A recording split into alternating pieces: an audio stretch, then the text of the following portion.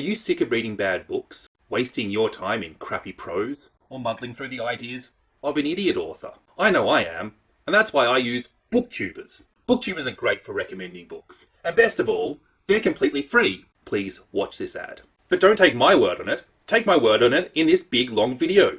That's right, I've read 15 books from 15 different booktubers, and we're going to see whether that's better than my usual reading experience. Dumb infomercial aside, how this video works is I look for a whole bunch of top 10s, best books of the years, all of that. There's a whole bunch that come out in January. Basically, every booktuber and their dog does it. Not my dog, he's illiterate. But I'm sure your dog does. I find booktubers whose recommendations are good, and I pick the book that sounds the most interesting to me on their list. I've got 15 booktubers, I've got 15 books. We're going to go through them in order of subscription count at times of me making this list and not at time of editing. Let's meet and greet. Jennifer Loves Books is a fantastic booktuber who I think you should all check out. She has this very broad taste in books, which is vaguely somewhere where genre fiction and literary fiction intersect in these books that are really quite entertaining, but of literary merit at the same time. And I find her recommendations fun and good quality and sort of hit all the cylinders. Is that a car term? I don't really know. Is that what you do when you get like a hammer and you hit the cylinders? I'm sure that's a thing. Rosemary's Baby is a classic that I've heard about before, but I don't really know much about it. I think there's something to do with Satan going into it. It's been something that has been on my radar for years and years and years, but in the way that I may have never actually got to it. So let's see if it's worthwhile checking out. Booktuber number 2 is Sam from Paper Not Books. Now last year Nelle and I buddy read Space Opera by Catherine Valente with Sam. So it doesn't come as a big surprise that I have picked The Past is Red by Catherine Valente from Sam. Sam is another booktuber who just does not get enough subs and enough love and is absolutely brilliant and worth checking out. Again, very similar to Jennifer, a broad range of flavours in her reading. But that sweet spot where genre fiction becomes literary fiction is where I think Sam likes to read. Well, is one of the places I think Sam likes to read. That's kind of what I think of Catherine Valente. Space Opera was a blast. It was funny. It was a better quality version of a Douglas Adams novel. So it didn't take a lot to sell me on The Past is Red.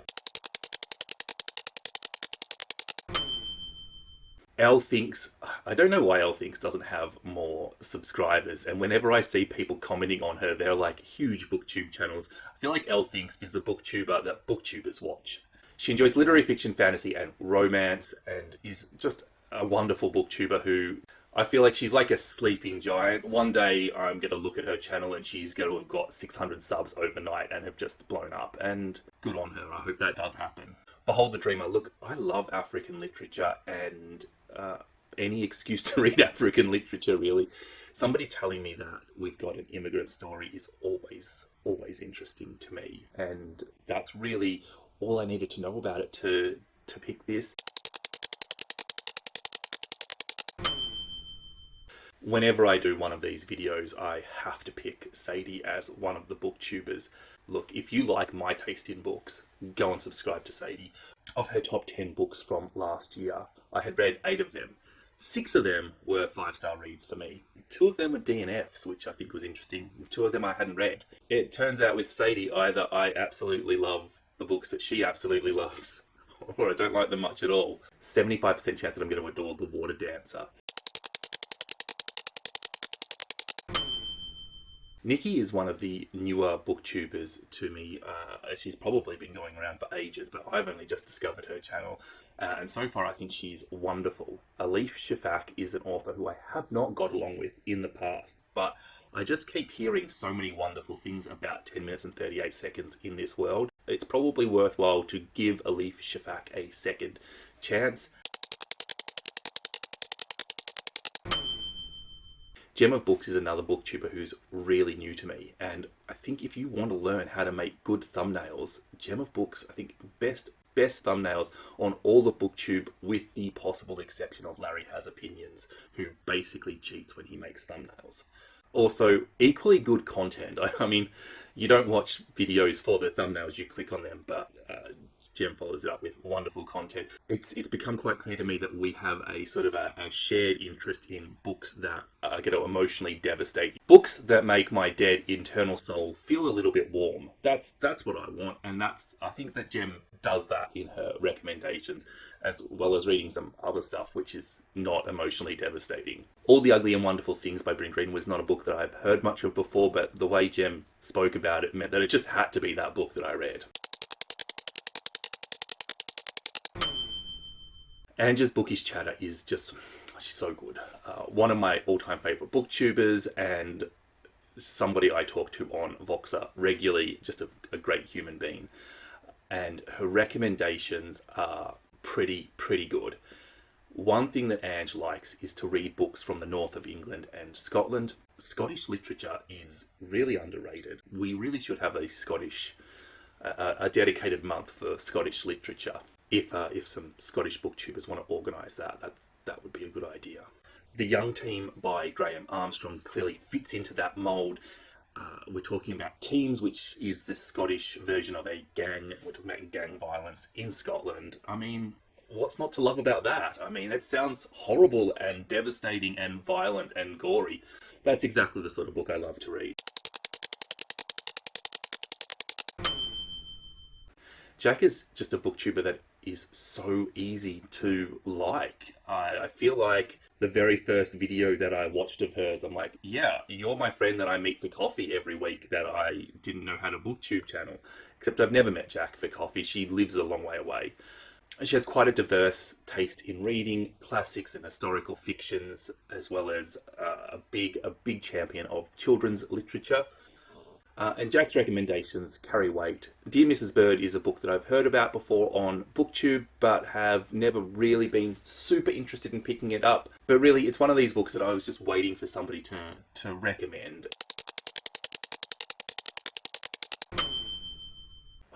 Natabi is one of these booktubers who I just don't know why more people aren't talking about her wonderful channel.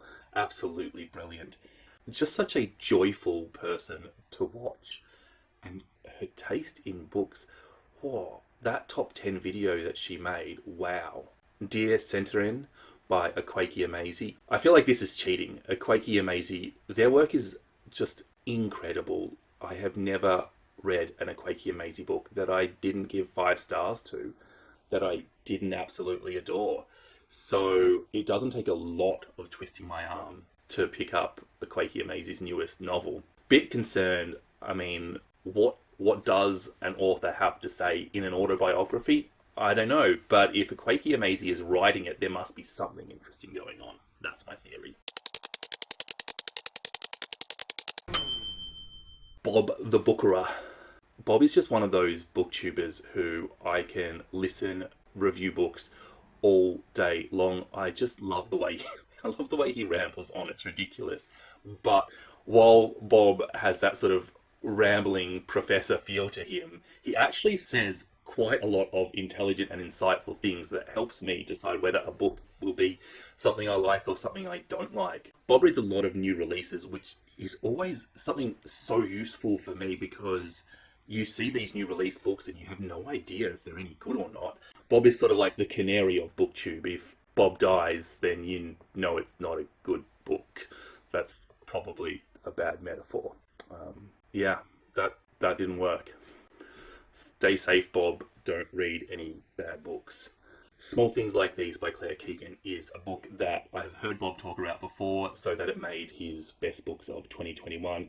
It's a book that he has already excited me about, so I just want to read it. And it's tiny.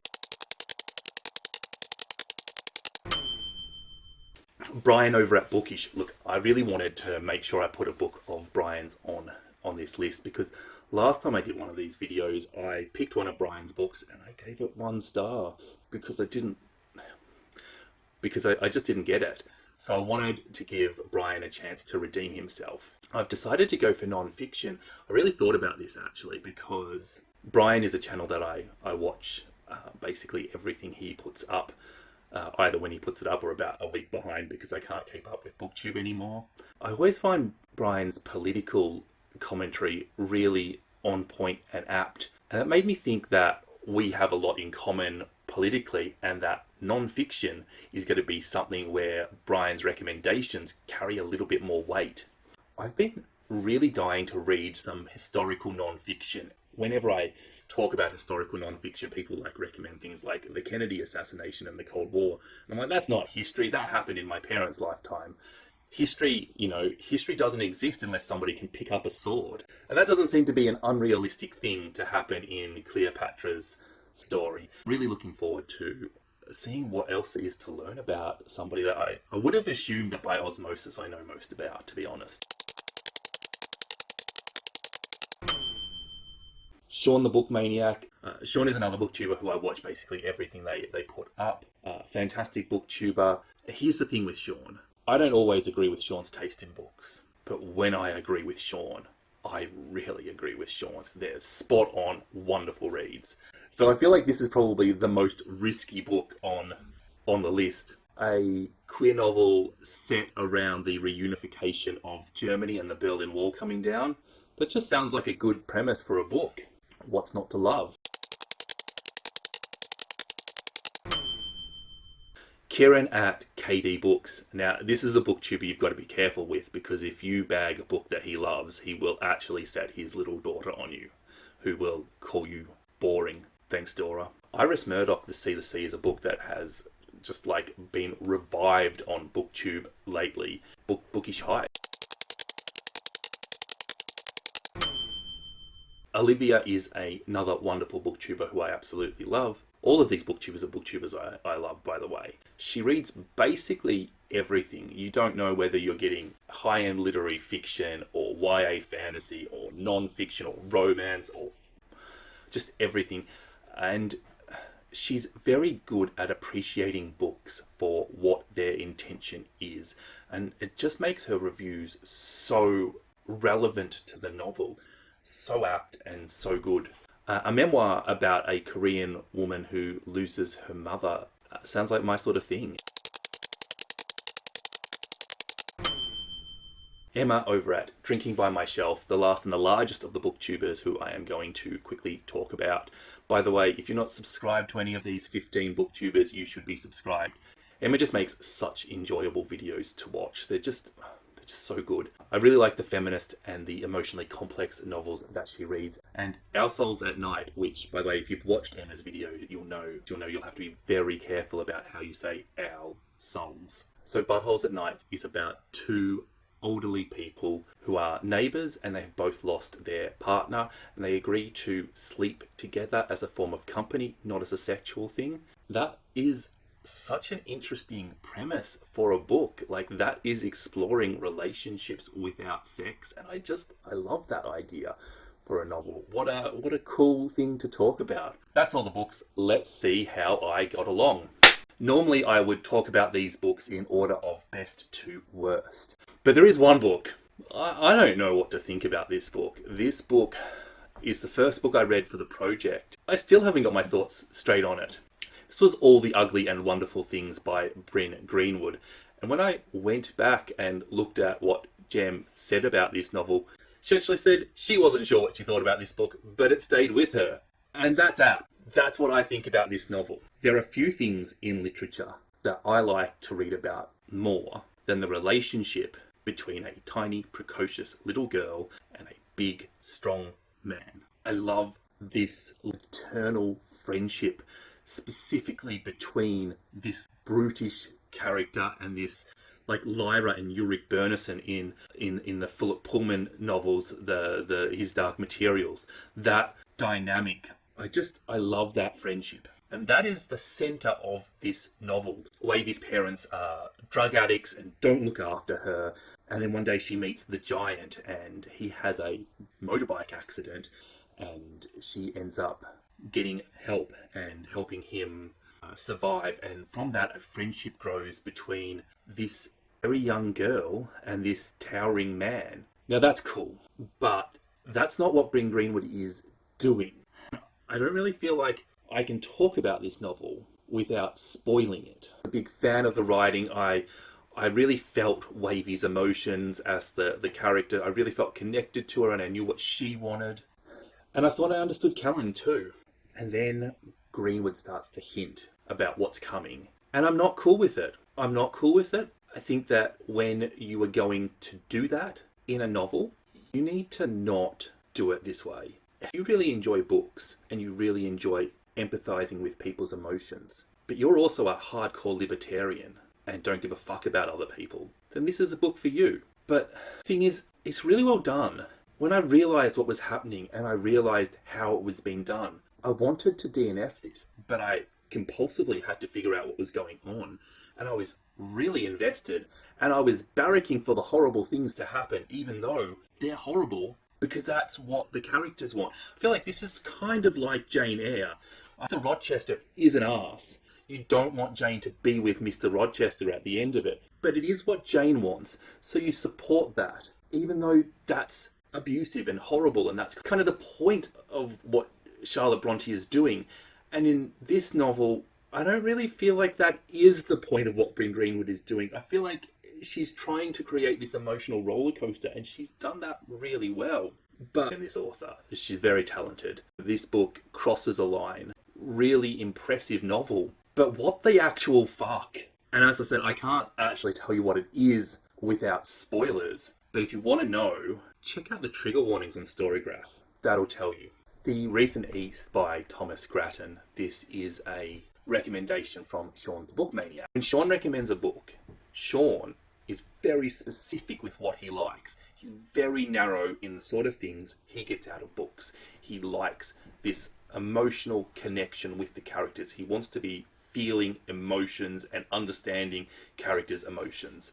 And I love that. And that's why I look for Sean recommendations, because I also like that. Halfway through this novel, I really was not feeling that connection with these characters. I had trouble differentiating between the voice of the mother and the daughter. They really blurred into similar characters for me. I just needed that little bit more hand-holding with the writing, where with Sean probably didn't. And it's probably this little minute detail, which is the difference between Sean being able to connect to the characters and enjoy the emotional roller coaster, and me not being able to connect to the characters. And so when it became clear that I wasn't going to have the same experience as Sean with this book, I did the Seaniest thing I could think of. I bailed. The Water Dancer by Tanishi Coates. This comes from Sadie. I will read anything Sadie recommends, because Sadie is so often right. The last one of these videos I made, Sadie was the winner, so to speak, but she's not going to win this one. I found the pacing of this book really weird. It was like quick, then it was slow, and I felt like it got the pacing wrong in the wrong bits as well. If you want to be character focused with your writing, I think you do need to slow your pacing down. If you want to be plot focused, I think you do need to speed your writing up. I just think that is, as a sort of a sweeping statement, that will definitely have books that contradict that idea, how it should be. And this book was trying to both be a character novel and a plot novel, and that's hard to do. It was also trying to be sort of multiple genres. It was a bit literary, it was a bit historical, it was a bit fantasy, and maybe bit off a bit more than it could chew. And in the end, we were left with what was a little bit of a mess. I got quite a long way through this book, and I realised that I just wanted it to end, that I was just reading this book to finish it. So with not much to go, I DNF'd it. Rosemary's Baby by Ira Levin. Rosemary moves into a new apartment. She wants to get pregnant. Her husband is talking to these neighbours who are a bit weird. And Rosemary becomes convinced that her neighbours are Satan worshippers. And we have this cool psychological horror set up here, because are they Satan worshippers? Aren't they Satan worshippers? And I loved that are they, aren't they bit. And I was totally in for all of that. It really did remind me of something like Daphne du Maurier. Atmospheric tension that was there, and you didn't know whether this was Rosemary crazy, or is there some sort of plot to sacrifice her baby, her unborn baby, to Satan? What's going on? Why is she always in pain? Why must she visit this doctor who is giving her terrible advice? And I loved that. And if the book never answered that question about what's going on. If the book left it ambiguous and didn't bother answering it, I would have adored this book. This was great. Unfortunately, the book told you whether Rosemary was crazy or whether Satan was trying to steal her child. And from that point on, this was just trash. Levin should have just stopped writing, come up with an ambiguous ending, and leave it there. Let you debate about what was going on. I think it would have said wonderful things about gaslighting and about mental health, and just left you confused and guessing, and it would have sparked so many good conversations. As it is, we know what happens and those conversations are dead. I still recommend this book if you want to read something atmospheric, scary, a bit more fun to read. This book has a sequel, and it's got an average rating of something like 2.8 on Goodreads, which is the lowest average rating I've ever seen of any novel on Goodreads, so it tells you a lot about it. Dear Miss Bird by A.J. Pierce. Alright, this is historical fiction. It's about an agony aunt column. It's digestible. It's a good book. It's not a great book. I enjoyed it. I won't remember it. I think that this book missed some opportunities to be much more feminist than it was. It was quite a feminist novel, but I just think there was chances for this to do a little bit more. Mrs. Bird, who runs a paper about her new assistant Emmy, who is the protagonist of the novel, who decides to answer some questions that Mrs. Bird doesn't want answered, and the conflict that creates. Now, don't get me wrong when I say this. I enjoyed my time with the book. It was digestible, readable, fun, but there was just too much unfulfilled potential in it, and I'm going to give it 3 stars. The Young Team by Graham Armstrong. Azzy Williams is a member of the Young Team. He starts off as one of the young ones, and as this novel progresses, he goes from 14 to 21 and becomes one of the senior figures in it. And the Young Team gets into fights and all sorts of terrible violence, and they fight with a group called the Young Toy. This is not a book for the faint-hearted. In fact, I've never heard so much swearing in one sentence since the last time I spoke to my wife. And it's quite violent, and it's quite horrific. And Armstrong shows you all of that, and it's a reality of life in Scotland. It's quite well done. It's quite a good portrait. It lets you see this character who wants to leave the violence behind, but is continually drawn back in. It shows how this sort of violence can skew a man's future, not just in his career, but also in his relationships with women. I think it's a cool portrait. And it's written in Scots, which took a little bit of adjusting, to be completely honest, and I didn't think that would be a problem for me. So if this is a book that you're interested in, I definitely do recommend reading a page or listening to a preview if you're going to audiobook it. The audiobook is read in a very thick Scottish accent, and accents, you either get them or you don't get them, so you have to preview it. Ultimately, this book was a great portrait of everything that it set out to do and intended to be, but it did what it said on the tin. I got baked beans, and I wanted to have a couple of raisins in there as well. Maybe not raisins. Maybe, what do you put with baked beans to make them better? Maybe a jacket potato at the bottom? I don't know. But it just does what it says, and it doesn't do a lot else. It shows you that this man's future is going to be ruined by the gang violence in his neighbourhood, and that is accurate to his life. And it intersects with football and religion. And it's all cool, but that's all it does. So I really liked this book, but it didn't push the envelope forward. And as such, it gets 3 stars. We're left with books that I pretty much really liked. We're going to start with The Sea by Iris Murdoch. This is a really literary novel. It deals with Charles, who is a horrible human being.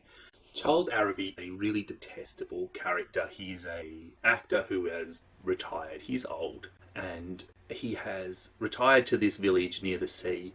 We get to see snippets of his past life through friends and associates visiting him or telephoning him or writing him letters. But one day Charles sees Hartley, a former lover from when he was a child, and he becomes obsessed with her. And he is a toxic, horrible human being. This is one of these literary puzzles, almost. You kind of want to figure out what Murdoch is actually telling you. What is the purpose of things going on? Why has she chosen to list food at almost every opportunity? Well, I think the key is that all the food seems to be preserved. They're all in tins and jars and pickles and relishes. Charles never seems to eat bread, only biscuits and crackers. I thought that was really interesting until she breaks it by having Charles eat a Cox's orange pippin, which is his favourite apple from his childhood. And then it becomes clear that Murdoch is talking about nostalgia. She's talking about past. She's talking about Charles's obsession with his past. That puts everything into perspective, that Hartley could be anybody, it doesn't matter, but that she was part of Charles's past. I think this is a very competent literary novel with some very nice prose. But it does kind of go on a little bit too long for me. I think that Murdoch could have edited it down and made it much more readable. It relies on her beautiful prose to overcome the monotony and slowness of this novel while you figure out what's going on. As a result, it's a good book, but I'm only giving it 4 stars. Our Souls at Night by Kent Harroff. I liked the idea of divorcing sex from a relationship and just having it as companionship and asking what is important in this small town. It's really interesting that everybody assumes that these two are sleeping together in the carnal sense rather than in the same bed, physical place sense. It's kind of ridiculous that almost every relationship that anybody ever gets into starts off as some form of sexual desire, and that is somehow meant to make us get somebody who is capable of helping us process our emotions and sharing jokes and fun to be around, and somebody who we can talk to about our day. I think it's just such an interesting conversation to have, and it's a short, easy to read book. The language is really, really simple, really easy to digest, and I gave it 4 stars. Crying in H Mart by Michelle Zauner. Now, I didn't know who Michelle Zauner was going into this. She is like a lead singer of a punk pop, like a K-punk style group, and her mother died, and it's very sad. And it's just a memoir of what her life was like going through that. On top of all of her mother's grief, she met her husband while her mother was dying, and she has a slightly weird relationship with her dad. I don't really know what to say about this book other than it was a really good memoir. It taught me stuff about Korean culture and this identity that Michelle Zauner has, where her mother is Korean and her father was American, and she looks Korean to anybody who is white, and she looks white to anybody who is Korean.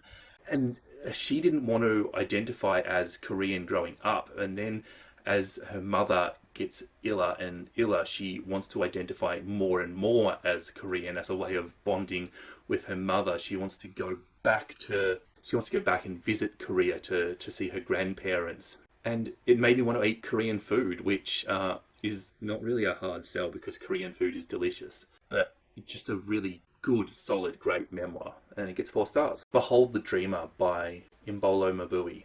Jendi is a Cameroonian immigrant who finds himself in the US while he is getting his permanent residency. He's working in New York just before the global financial crisis hit. I think this is a cool book. It talks about like the immigrant experience, it talks about belonging, and it talks about how hard it is to get permanent residency and how hard it is to subsist in this world. It talks about class divides and money. It's just such a competent and well done novel. It talks about domestic violence. It talks about second generation immigrants identifying more with the country that they are born in than the country that their parents were born in. And it talks about the desire to prove yourself to the people you left behind. I think this is a great book. I really highly recommend it. But it lacked that sparkle. It wasn't quite as compulsively readable as I wanted it. Perfectly good book, and I do thoroughly recommend it as an interesting examination of Cameroonian immigrants into New York, and also about the stratification of society by socioeconomic classes and the divide that creates, and this sort of constant want to better ourselves, and why do we value all this stuff? Good book. good book, but it's a little bit rough around the edges, so I'm giving it 4 stars. There's 5 books left, and I go from really liking these books to really, really liking these books. Claire Keegan, Small Things Like These. This is a really short novel, and it doesn't do very much in the first 80 odd pages. And then you finish it and you're like, whoa, what just happened? And I went back and I read the last 50 pages again because I just couldn't quite, it all happened so quickly, and it was just a beautiful, beautiful story. I do want to criticize this book for being too short. I was getting into this book, and I was enjoying the writing, and I was enjoying the painting of the scenery and the setting and the characters and all of this sort of setup work that I really liked. And then it was like, wham, bam, thank you, ma'am, it was all over. And I really would like to see what Claire Keegan can do with a 300-page book. It just felt all over too quickly.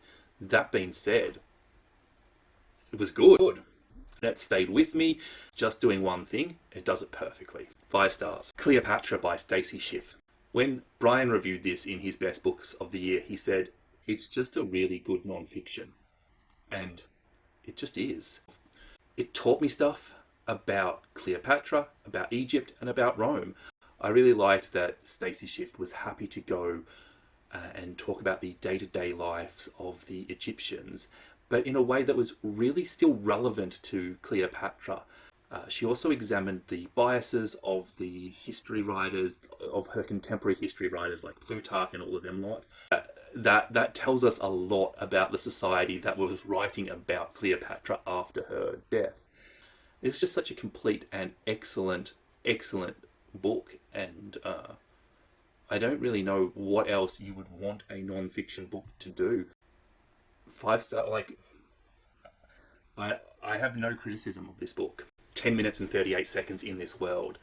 I said that I didn't get along with Elif Shafak when I picked this one, and I was wrong. This was a good book. Tequila Layla is a sex worker who has just died, and she's thinking about her life until her brain sort of shuts off. Obviously, there's a little bit of artistic license. I don't know how much thought you can have in 10 minutes and 38 seconds, certainly not an entire novel's worth. But we see Layla's life. I think that this is just such a wonderfully feminist novel. I want to compare it to Kim Jong, born 1982. And it's kind of like the exact opposite of that. In that Kim Jong talks about all these like microaggressions and little things that go wrong. And 10 minutes and 38 seconds in this world is talking about all the massive injustices. It's talking about rape and forced marriage and about all the really obvious things. But it was done with compassion and understanding. While Layla is a sex worker, she has these 5 really close friends. And through them, I feel like we get to see the most persecuted people in the Turkish society. We get to see somebody who is fat, somebody who is disabled, somebody who is trans. There is both a commonality and a complete difference in their experiences. We also get to see other persecuted groups. We get to see the Yazidis represented in this. We get to see socialists represented in this. It's politically really fascinating. Its story is first class. Its characters are well drawn, and its writing is nice. It's just a perfect novel. If you haven't read this book, just read it. It's wonderful. 5 stars. I've been unable to criticize the last 2 books, and I have 2 more books left to talk about. So if I was unable to criticize the last 2 books, these books are next level. These are really standout, brilliant books. The Past is read by Catherine Valente. How do you make a dystopian so funny? I'm not going to say that this book is perfect, because it's not, but it just achieves something so wonderful and so entertaining. I'm a fuckwit, you're a fuckwit, we're all fuckwits. That's what Catherine Valente is arguing. Set in the future where human life on Earth is only held on the pile of rubbish the size of Texas floating in the Pacific Ocean. It's dark and brutal and grimy. The reality of Tetley's life is not cool. This book reminded me of Mad Adam by Margaret Atwood, and I specifically mean Mad Adam, the 3rd book in that trilogy, not the first 2 books, because of the blending of comedy into a dystopian world. But it was simply better than Margaret Atwood. And that's my favourite Atwood book. Valente is also kind of predicting the future of language here. Words like cunt, fuck, whore are now common day words, which, I mean, let's be honest, I read Graham Armstrong's The Young Team, they're pretty commonplace in some places. But other words have now, dark is considered the worst swear word you can use, and not in a racial sense. It blended what I think would be my three favourite genres, comedy, dystopian, and literary fiction, into one batshit insane novel. You don't know whether to laugh or to go at what Valente is saying. Just absolutely brilliant. This novel is flawed. It ultimately does spend too much time describing its world and not enough time having some sort of plot that has a resolution to it. But it doesn't matter. It doesn't matter because it's so mind-blowing and entertaining. This book does something special and unique, and I really just think that whatever I say about it in a review is not going to capture that, and I think you should just read this book. And that leaves us with one, Dear Centurion by Akwaeke Emezi. Wow. You know, I was a bit skeptical going into this because Emezi is just an author writing an autobiography. What would they have to say that was going to make this book so good? But their life is absolutely fascinating, but so too is their identity and their politics. Akwaeke's gender identity is just so mind-boggling. It's what even is it? Their relationship with their mother is broken in a very interesting way, and the insight into the publishing industry that Emezi has is also just fascinating.